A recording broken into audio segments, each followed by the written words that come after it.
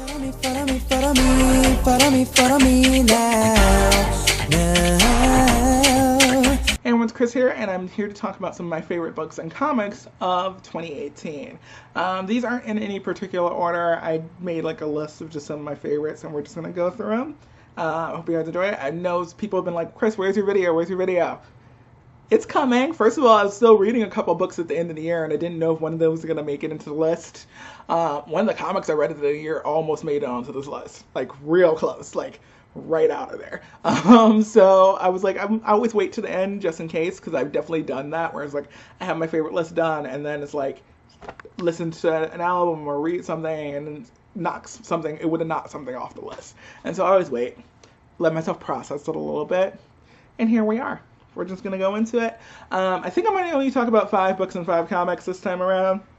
I read 76 books, I think. 76 things in last year. So I feel like 10's okay. 10's okay to talk about. But yeah, let's just jump right into it.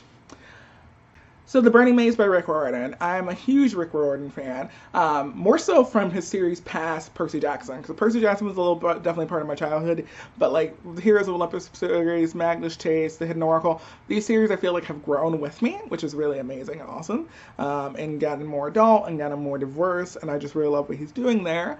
The Hidden Oracle is a good series, but I didn't think I was going to like this book as much as I did, and I didn't think that Rick was going to do some of the things that he did. I feel like the stakes are higher than they have ever been in this series.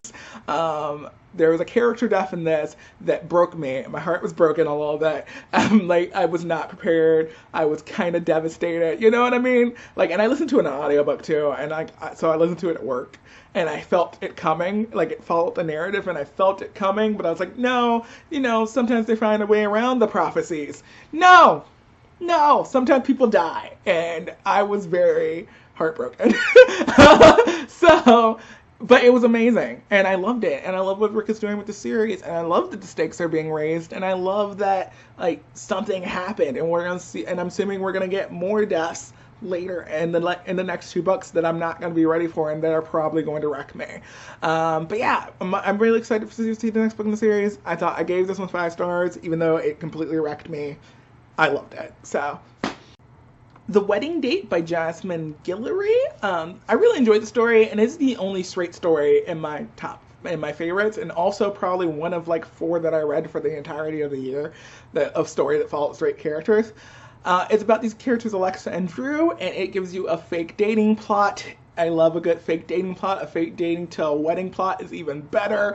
And it also gave you the stuck in the elevator plot, and I loved it. So, mixed race couple, and that was really cool. I love seeing things about their lives that I really liked. I feel like they were both really great characters who had very full lives separate from each other, and they were extremely compelling to read, and I just really love that. I need to keep an eye out on Jasmine Guillory's writing because I like this one so much, and like I read this at the beginning of the year last year, and it is one of my favorite books of the year. It was just so good. The characters had amazing chemistry, and I was very, very about the story. Next up is How to Make a Wish by Ashley Herring Blake. Yes, Ashley Herring Blake. I really loved this, and it was another story that I read at the beginning of the year and has kind of stuck with me. The story follows a bisexual lead main character, I believe it's on Voices, and her love interest is a biracial lesbian. And the way that their romance is written, it made it feel very like those elements of the story, the romance element of the story, made it feel like a late summer read and like a really nice way. But then the novel also deals with a lot of heavier elements, and it deals with them extremely well.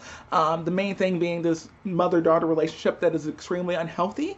I think it's the way that the main character Grace rationalizes her mother's behavior throughout the story. You really see how unhealthy that is and how she's been raised by her in a certain way, and the impact that it has on Grace, but also on Grace's relationships, you can see throughout the story. And I thought it was handled so well. I mean, like, I really enjoyed the way it was handled. I haven't read anything else by Ashley Herring Blake, but I really want to, just because thinking back on this story, like at the end of the year, reevaluating what I've read, she handles heavier topics extremely well in a story, and like can still keep things light and fresh and like fun when it needs to be, like when you're doing with the romance. And I just really like that balance in the story.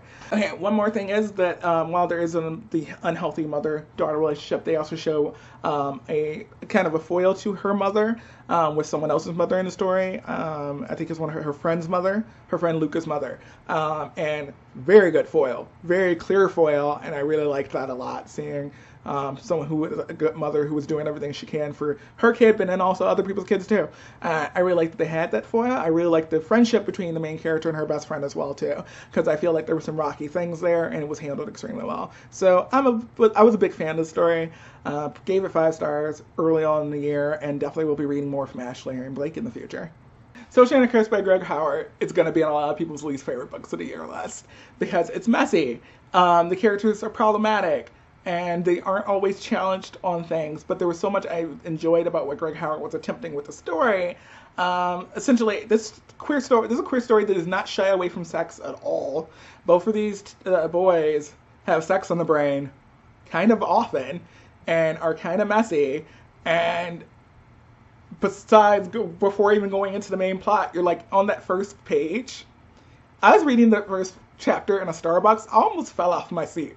I could not handle it. I had to close the book and like take a breath. You know what I mean? Like you're like, oh my God, I can't do this right now. This is not the time nor the place to be reading something like this. I was not prepared. I was not prepared going into the story. The 2 main characters whose names I can't even give you right now, Jax and, oh my God, what is the other boy's name? Oh my God, I don't know. Beckett? Is it Beckett? Yeah, Beck and Jax. Beck and Jax. Both messy. Both do some really problematic things when it comes to the main plot of the story, which is the fact that their parents are now dating and they're trying to break them up. They do some things that are very questionable, and also there's points in the story where there's a little bit of biphobia. Beck is bi, or Beck or Jax. One of them is bi. Which one is it? No, Jax is bi. He's like the star quarterback, whatever. And there's some biphobia on the page. That usually gets called out by other bi people and on the page, and that's why I kind of was like, okay. Like, for instance, Beck's mother is bisexual, and so is Beck. And so that usually gets called on the page, so I was kind of okay with those things. There's some stuff where it comes to, there's some like anti-religious stuff that also has a person on the page. Like one of the main characters' best friend is religious and also queer accepting and very accepting of LGBT things. She goes to PFLAG and all these different things like that. And so she's there too. So there's points where there's negative things, but there was someone on the page calling it out, which is why I'm glad that was there. There's just some things where you're inside Jack and Beck's head where you can't get that call out. And if anyone says Jack and Bex are great people, they're wrong. They're not. But I really was entertained by the kind of mischief of the two of them, following their stories. I think they both grow as people throughout the story, and I like the way the story ended for them for the most part. I don't know. This is like the hardest thing to justify being on this list, because I can't even explain why I liked it as much as I did, but I did. Maybe I'm going to have to talk about it again at some point in the future. I did a whole review of it, so I'm just going to link that down below if you guys want to check it out. And yeah, it's one of my favorite books of the year. That's all. That's all. We're going to go to the next book now. Running with Lions by Julian Winters. This book made me so excited to read more of Julian Winters in the future. I can't wait for How to Be Remy Cameron to come out. Like, I am so excited for that book. This was just such a solid book. I loved all of these characters. It made me, like, the dialogue was so fantastically written and very witty and very sharp and real. I really liked it. It led to why I like these characters so much. And I loved Amir and Sebastian's relationship. I love kind of people who used to be friends, but then they weren't friends, and then they become friends again, and then lovers type of thing. I'm here for that. But like also, I just love seeing them reconnect and loved seeing the journey that they take together.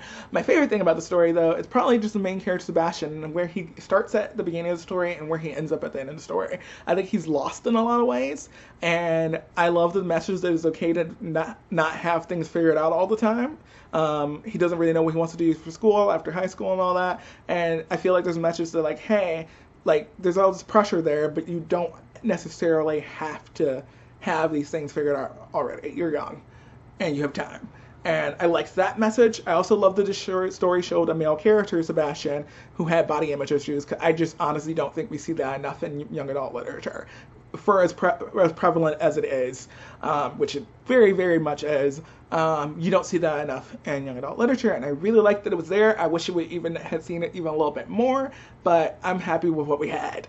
Like, I was like thirsting for this, and I didn't even realize I needed this more in my literature, but I was like, yes, here it is. I want it. I want more. Thank you. So I was really happy with that as well. I gave this story 5 stars. Clearly, it's one of my favorites, and I cannot wait to read more from this author because it was so well written. Those characters, that dialogue, everything. I was very about this.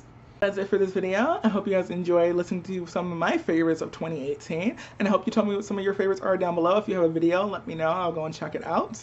And that's going to be it for the video. I'm going to have a queer song of the day. I don't know what it's going to be. Gay Music Chart is back. Yes, I'm living. And so I might pick something from Gay Music Chart, or I might just pick a favorite from the last few months because I've been listening to queer music consistently, I think you guys know. And there's some new favorites of mine, actually, who are kind of on the rise and might be dropping some albums in 2019, so maybe I'll do one of those. Yeah, I think I will. I'll see you guys in the next video, and I hope you enjoy the queer song of the day. Bye.